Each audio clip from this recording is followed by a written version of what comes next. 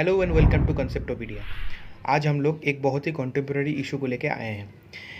Recently ICMR ने कोविड-19 patient की treatment के लिए प्लाज्मा थेरेपी को बैन कर दिया है। लेकिन इतना बड़ा स्टेप आईसीएमआर ने क्यों उठाया, जबकि कोविड-19 की शुरुआत से ही प्लाज्मा थेरेपी को लेकर साइंटिस्ट और डॉक्टर में बहुत ज़्यादा उम्मीद था और कुछ पेशेंट में तो इसका लाभ भी देखा गया था। आज हम लोग इसी टॉपिक में डिस्कस करेंगे, देखेंगे प्लाज्मा थेरेपी क्या है, आईसीएमआर इसको क्यों बैन किया और अगर ये बैन है तो कौन सा नया थेरेपी है जिसके ऊपर साइंटिस्ट का बहुत ज़्यादा उम्मीद है। तो चलिए डिस्कशन को शुरू करते हैं। सबसे पहले हम लोग प्लाज्मा थेरेपी के बारे में जान लेते हैं और देख लेते हैं क्या है प्लाज्मा थेरेपी और कैसे ये काम करती है।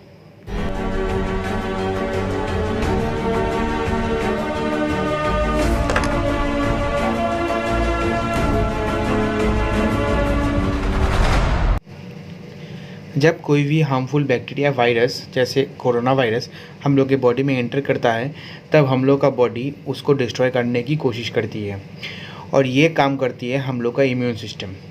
हमारे बॉडी के अंदर बहुत वॉरियर होता है, उनमें से एंटीबॉडी एक वॉरियर है।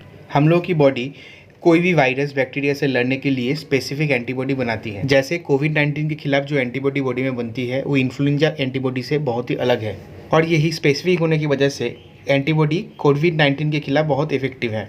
ये एंटीबॉडी जनरली बॉडी में इन्फेक्शन स्टार्ट होने के कुछ समय बाद क्रिएट होती है और इसी समय में वायरस अपने आप को मल्टीप्लाई करता है और इन्फेक्शन को स्प्रेड करता है। क्या हो अगर हम लोग यही एंटीबॉडी को कोविड से रिकवर किए हुए पेशेंट से कलेक्ट करें तो? इसी को कॉन्वलेसेंट प्लाज्मा थेरेपी बोला जाता है। इस थेरेपी में रिकवर्ड पेशेंट की प्लाज्मा इन्फेक्टेड पेशेंट की बॉडी में ट्रांसफ़र किया जाता है।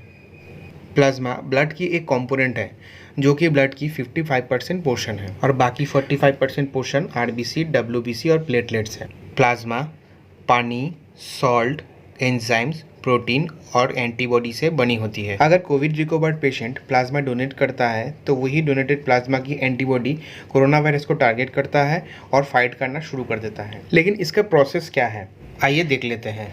इस प्रोसेस में रिकवर्ड पेशेंट ब्लड डोनेट करता है और उस ब्लड से प्लाज्मा को अलग किया जाता है और उस रिमेनिंग सेल को रिकवर्ड पेशेंट की बॉडी में फिर से डाल दिया जाता है और इस प्रोसेस को प्लाज्माफेरेसिस बोला जाता है। इस प्रोसेस में हम लोग डोनर और रिसीवर की ब्लड सैंपल की ब्लड ग्रुप को भी चेक करते हैं। लेकिन ये थेरेपी में कुछ फ्लॉज है। रिसेंटली आईसीएमआर और प्लासिड 464 पेशेंट को लेके एक ट्रायल कंडक्ट करवाई थी, जिसमें से 235 पेशेंट को प्लाज्मा थेरेपी दी गई थी और 229 पेशेंट को प्लाज्मा थेरेपी नहीं दी गई थी।